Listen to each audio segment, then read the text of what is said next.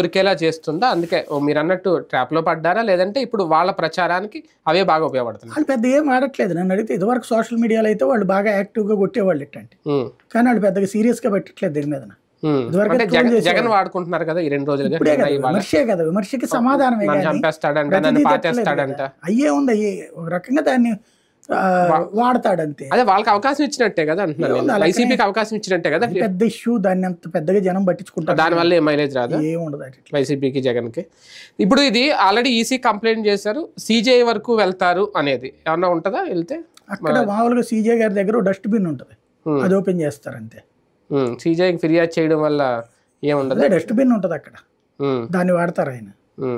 అంటే ఇంకెలా వదిలేయడమే. ఏం చేస్తారు దానికి? ఇప్పుడు రోడ్డు మీద రమణ బూతులు తిట్టాడు, న్యూసెన్స్ కేసు 294 పెడతారు, వ్యభిచారికి అదే పెడతారు, దీనికి అదే పెడతారు.